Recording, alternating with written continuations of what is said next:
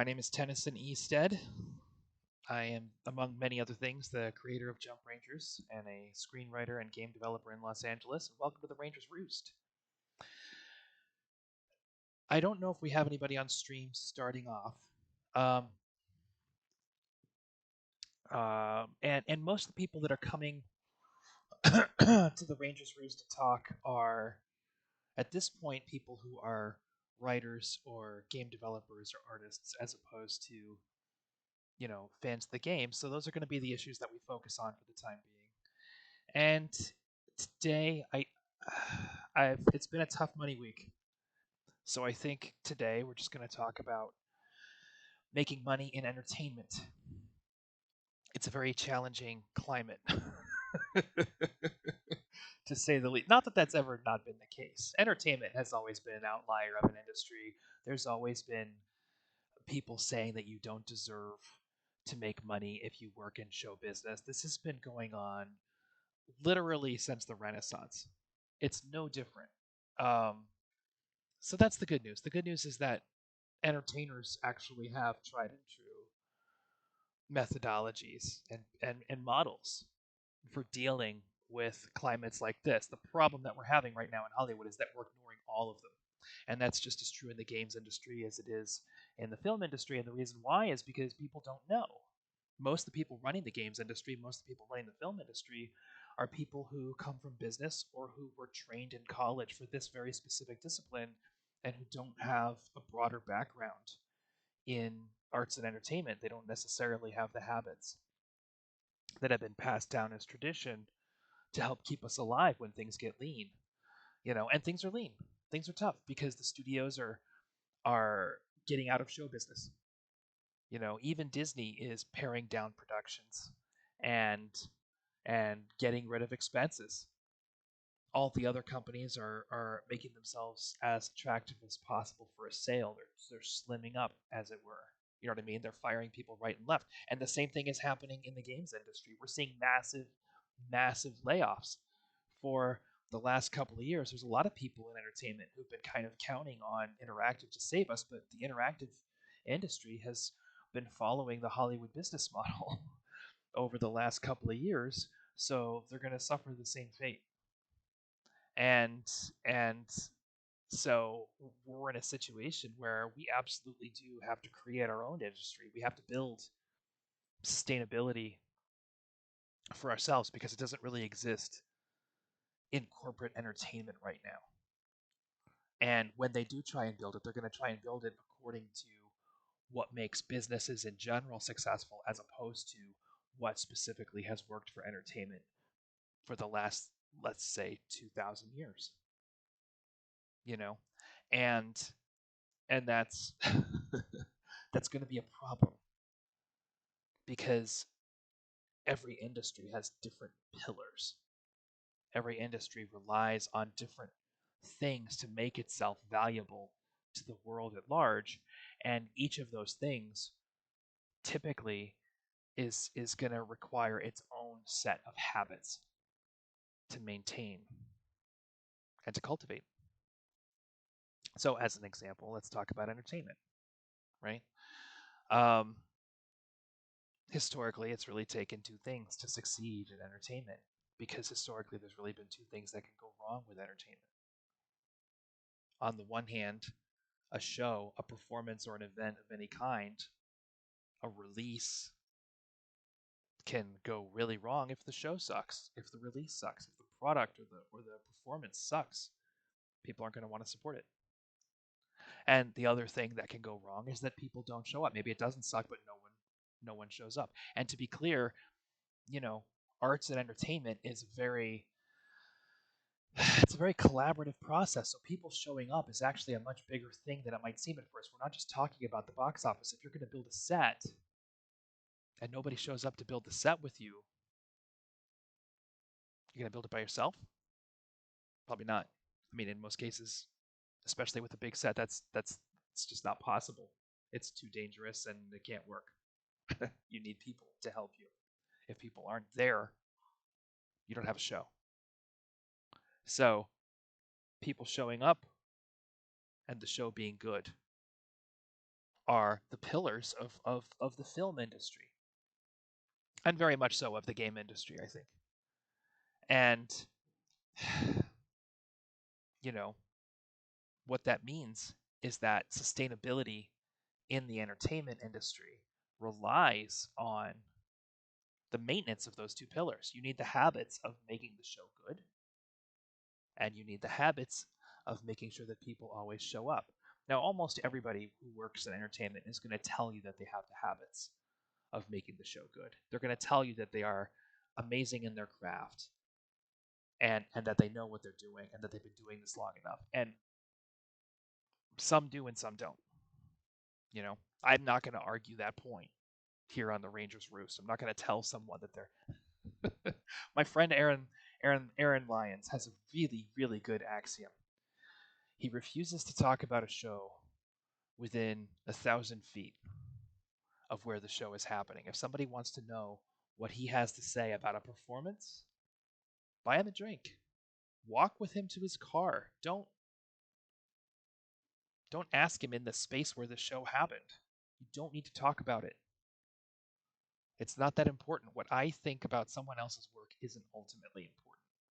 And I know that.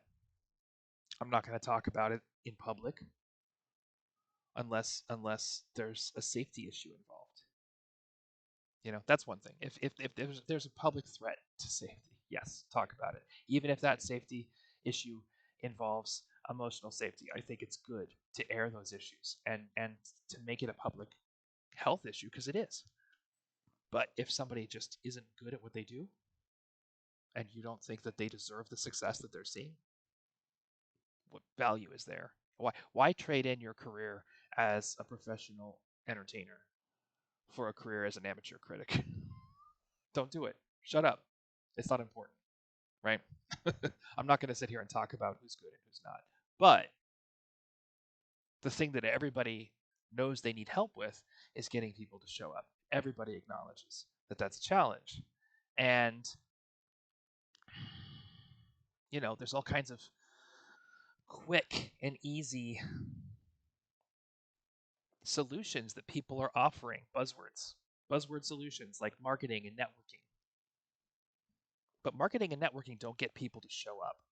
Marketing is what happens right before a show opens. Marketing is what tells people it's time to go and get their tickets and show up in the lobby and wait for their chance to sit down. And this is metaphoric too. Marketing is what tells a video game audience that it's time to get into the pre-sales, right? If people aren't already with you, if people aren't already ready to show up, marketing is just switching the lights off and on to tell people to take their seats. If they're not already in the lobby, they're not going to take their seats, right? Marketing isn't the be all and end all solution that we sort of made it out to be in the 80s. And maybe it was for a brief moment because people were so overcome with the power of having messaging everywhere you look, but they've grown accustomed to it. It's no longer as compelling. And, and the same thing is true of networking. Networking is just an opportunity to start having relationships with people. It's not, and it's a very artificial way of doing that. If you go to a networking party, what are the odds that you're going to meet someone who matters in your life? Everybody's there trying to use each other. It's a very suspicious means of building relationships. Automatically, everybody's got their guard up and everybody's trying to be the one who walks away with something at the expense of everybody else. I don't really see the point in networking events. I don't get it. And I have met one or two people over the course of 15, 20 years in Hollywood through those kinds of events that I've maintained relationships with, but those numbers don't add up. I only go to networking events when someone I like is going and I want to hang out with them. That's it. So, you know, what does it take to get people to show up to your stuff? What it takes fundamentally is making yourself necessary to other people. When people need you, they show up for you because they need you. They need your projects to succeed. They need you to be successful so that they can be successful. Now, that success can come in all kinds of different forms. People may need you on an emotional level. They may need you, the support that you offer your community. They may need all kinds of different things from you. But if that need is a real thing, and if you say, okay, time to hustle, then they hustle. So, a huge part of building success in entertainment is making ourselves necessary to other people. You have to find ways of working your way into other people's lives in a way that improves those lives in such a way that they can't do without it. You have to help others to make yourself, and this is very counterintuitive because everybody thinks of entertainment as a very self-serving industry. It's not when it's working, at least. you know and a big part of why I do these blogs is because I want to make sure that I'm at least making Jump Rangers accessible to that. But doing these blogs is just part of the equation. I have other things that I'm doing for other people. I'm supporting um, a friend with his website and doing a seminar on the third, which if anybody's following my socials has already heard about. I recommend signing up and coming. It's going to be an opportunity for us to sit down and talk about why it's so hard for screenwriters to get a recommended coverage. I think that's an important subject that a lot of people care about. We're going to sit down. I've been writing coverage for 15 years.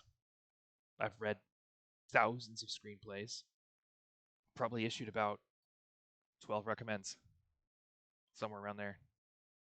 So I think it's a good I think it's a good subject. I think a lot of people are wondering why they're not being more successful, and it's an opportunity for me to sit down and there's going to be a Q&A. People can challenge me on my stuff. That's fine. I don't have a problem with it. You know, I've written countless articles online, at least 36 for Stage 32 alone, reposting those on LinkedIn. I just did a blog for The Angry Noodle. It's about supporting other people's work and making sure that you're using the things that you bring to the industry, not just my writing ability, but also the insight that I've gained in a decade's worth of film finance and film development work and all the other stuff that I'm doing. You know, and it's not enough to say that our art is necessary. It really isn't. I'm working really hard on Jump Rangers. I believe that Jump Rangers is going to offer families and kids some very, very necessary cultural support. I think it's going to have an impact on how people grow up. I think it can be that kind of content that really shapes people's thinking about the world and offers them a perspective that gives them an edge on the future that past generations haven't had. I think it's an improvement, you understand, on how people grow up. I think it offers more of what's good to kids and less of what doesn't work for them or what might restrain their thinking or their potential. I think it's very empowering um, in that way, I'm absolutely convinced that history will prove out how necessary it was. But I can't expect audiences to see the ideas and the marketing and say, oh, this is something I need. That's not how this works. I need to make myself necessary to other people so that those other people start to look harder at the value that I'm providing in my own work. And that community is so much stronger for the fact that people are helping each other and that it's not just about one person's ideas. And I think that's true on every level of entertainment. I think really good entertainment isn't just about one person's ideas or one person's vision. And all my best filmmakers out there, all the game developers that I admire, even the ones with big names, will back me up on this. It's about letting people fulfill their potential, empowering people, not just letting them, but using your art, using your creativity and your tools to empower other people to fulfill their potential. That's what makes us necessary. And if we keep doing that on every level of our work and as much as possible in every moment of the day, people start showing up for us. They really do. And that's the point where you start to have the ability to organize efforts around your ideas and your art. That's a double-edged sword because now it's not just about your ideas and your art. The community it sees you as someone who's going to help them and support them, and that's ultimately what you wind up. You use the ideas that do that. You want to double down on that every time you do something. You want that to be your brand ultimately. So you start picking and choosing the ideas not necessarily that are the most intriguing to you. Your definition of intriguing starts to change, is what I'm saying. You start to gravitate towards the ideas that are going to give other people the opportunity to demonstrate how amazing they are. Whether those people are performers or game designers or artists, doesn't matter. That becomes the process. That's long term sustainability. And the audience, too. I mean, a lot of my work on social media is about providing audiences with the opportunity to engage the process if they want, or I mean, this this blog is open to everybody. If you're a kid and you want to talk about Jump Rangers, or if you're interested in the content, you're an adult who has a fascination with the content that I'm creating. By all means, let's talk about how I do it or why I do it. I'm here to answer any questions that people have.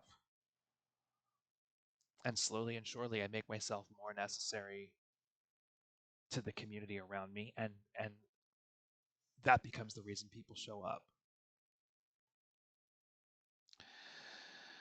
So, and as long as the show's good and people are always showing up, you don't have any problems at that point. Things will fail upwards at that point. If those two things are consistently true, things are looking pretty good. So, back to the subject of money. Doing this work isn't cheap. Building a show isn't cheap. Building a game isn't cheap. Creating anything isn't cheap. And when people are hiring less and less artists to begin with, how do we find the money to achieve that? Well, in the case of Jump Rangers, this game is I'll put it to you this way. My focus on this game right now is a product of my frustration with this very problem in the film industry. My approach to film was very sort of team oriented. I wanted to tell the stories that were going to showcase the people around me as effectively as possible. One of the things that I'm seeing more and more in Hollywood, and I honestly think this idea that the quality of the show and the strength of the community are the two most important things. Most of the things that we learn in theater as tradition are designed to make those things happen naturally. They're habits that we build in order to make sure that the community is always strong and the show is always good. It's really not complicated. They're tools of risk mitigation. They're not just quaint traditions, right? So those things aren't things that people in the film industry typically know because they didn't come from that environment. They came from business school and they were taught business school stuff, and it's different. It's different stuff. It doesn't. It doesn't. They may have ideas, but they don't have the habits. And 5/7 of everything we do is unconscious. So 2 of their decisions out of 7 are typically pretty good. The other 5 don't have any juice behind them, and I prefer the 5 out of 7. I'll take the 5 out of 7. So, you know, a lot of that information is just regarded as quaint tradition. It's regarded as useless because they don't see the benefits of those habits. And one of the consequences of that is that a lot of the stuff that I was trying to do for the community was sort of falling on deaf ears, and my ideas about um, building an ensemble that commanded the audience, they didn't make sense to people. What people are looking at now in Hollywood is what can be marketed, what the brand is, and this kind of thing. So as a result, um, artists are being regarded much more for that one piece of content.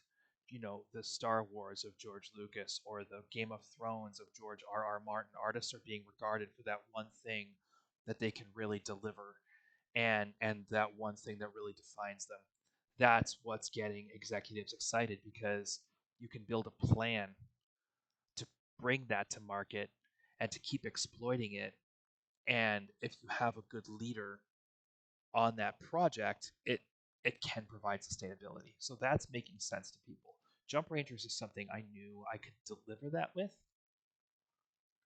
And so the question becomes, how do you build an intellectual property from scratch when nobody's giving you investment capital and when nobody's paying you? And obviously crowdfunding is a solution, but it's the most successful crowdfunds are um, done on the names of people who already have a lot of success in the industry, and they're also typically backed by investors so that you can make the algorithms work for you and fill that money hole with cash as fast as possible and then live off the overflow, pay the investor back out of the crowdfunder, right? It's just a little loan. They come in, they put in the bulk of what you need, and that gets Indiegogo or Kickstarter very excited. You pay them back, and you take the money from everybody else who comes on board. That's very, very common in crowdfunding today. That's the basic strategy. So, my thinking is to make the process as scalable as I possibly can. My intention with Jump Rangers has always been to start with a tabletop role playing game because I come from tabletop role playing games. I grew up playing them. I love them. I've written a bunch of them. It's really easy. It serves so many purposes. On the one hand, I've built a game that I'm proud of and that I love. The gameplay itself is fun, and it's pushed me further and further into the games industry as a result. I'm getting very interested in how games are made. It's become a point of fascination for me and passion. Um, you know, but it's also an area where people get invested. If you play a tabletop role playing game and people branch out into other media, you're probably going to be interested in that. The people who play tabletop role playing games, by definition, are very invested in the content. They've learned a lot about it. They're committed to telling stories of their own in that content. It makes sense. And at the same time, it's not the most accessible medium. There's a lot of people who don't get it.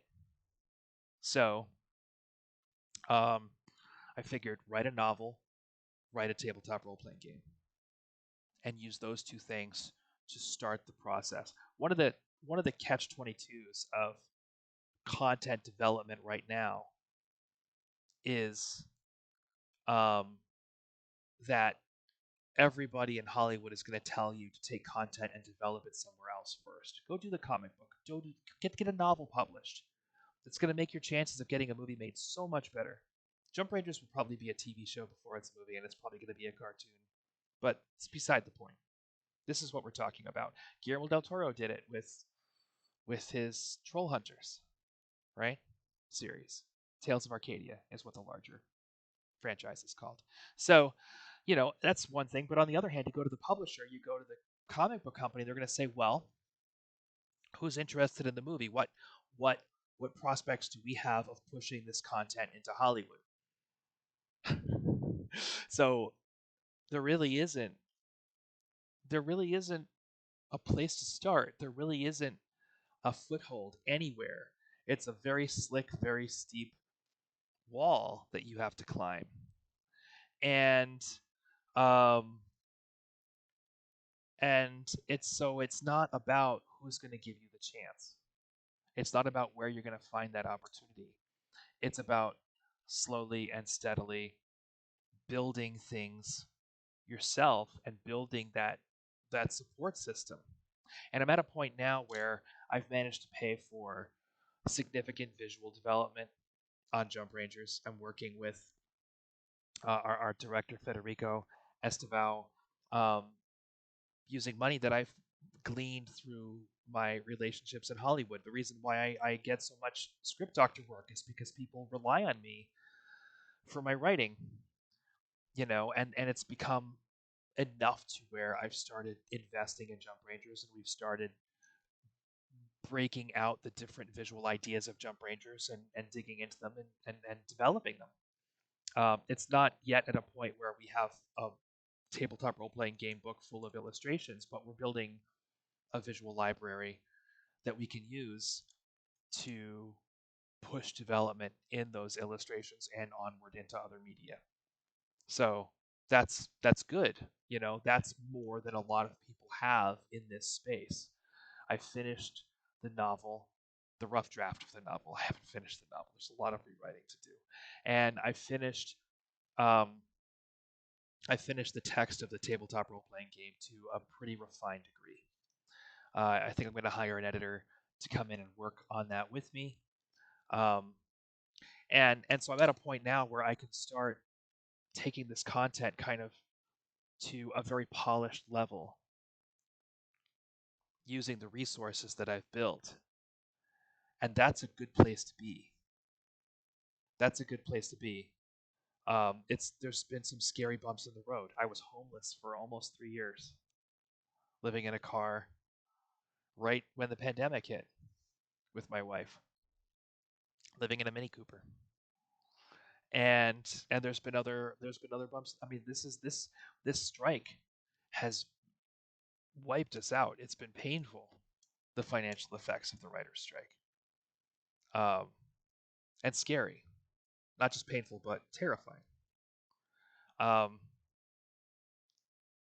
and at the same time, what I know is that if I commit to the strength of my craft and developing the strength of my craft, and if I commit to the strength of my community and developing the strength of my community, things are going to get better.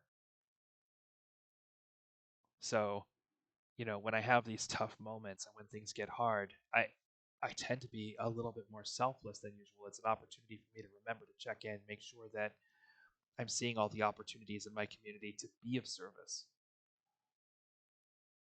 that I need to be seeing.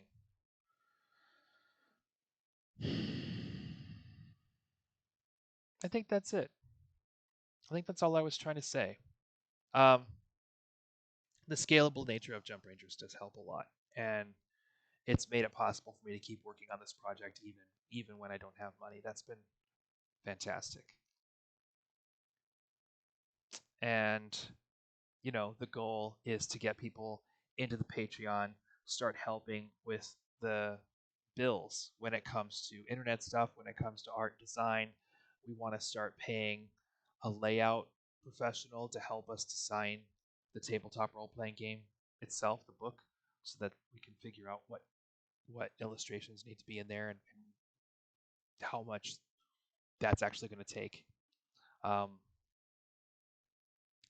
and then from there, um, hopefully I can get the novel and the tabletop role playing game to start generating capital. We're going to launch a Kickstarter to publish the tabletop role playing game. And that's going to happen at one of these Comic Cons. Producer Lucinda Bruce is helping with that.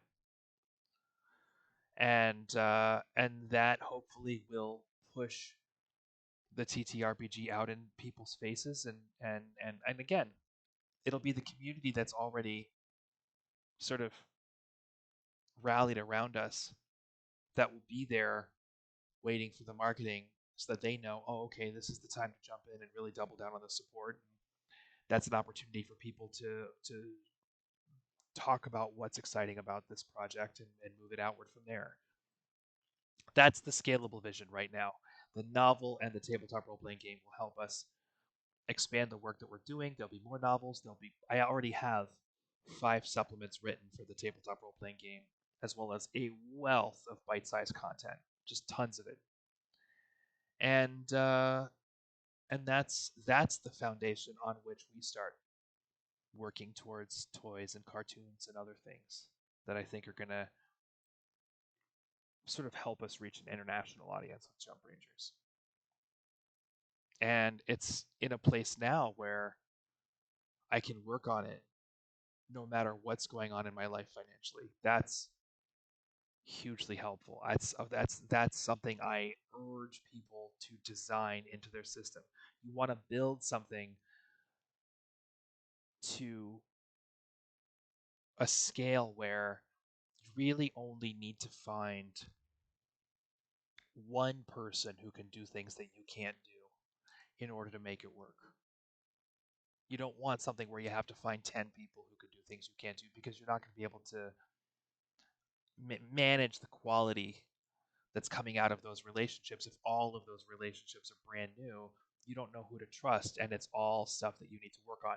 If you're just building your team one person at a time, then you build those relationships. You find out who to trust. You find out who's a leader and who's not. You find out those things, and then you find somebody else with the next project who can contribute to that even more. You know, and with the development of the tabletop role playing book, it's been me and Federico, and we may need one or two other people, but we're finding that process organically.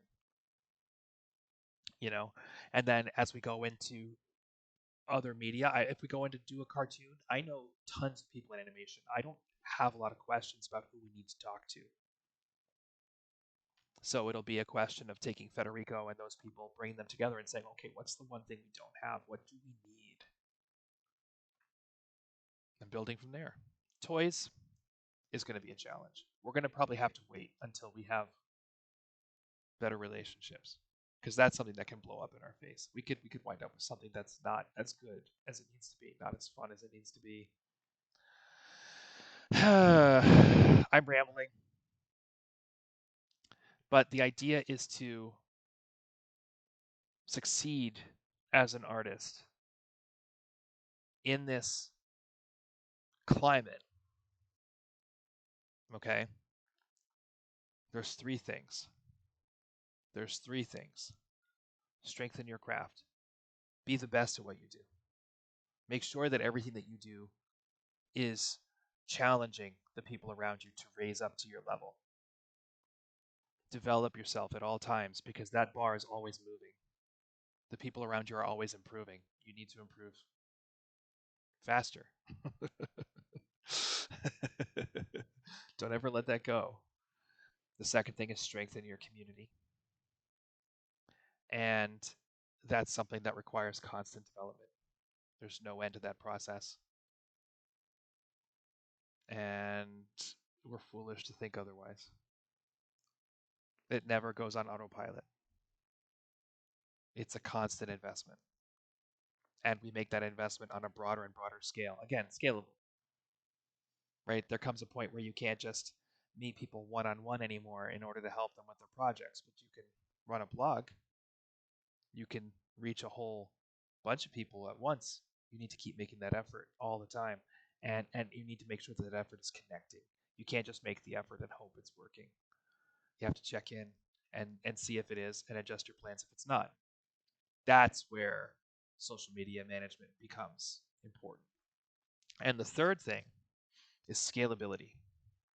If you're pursuing a vision in this industry, you need to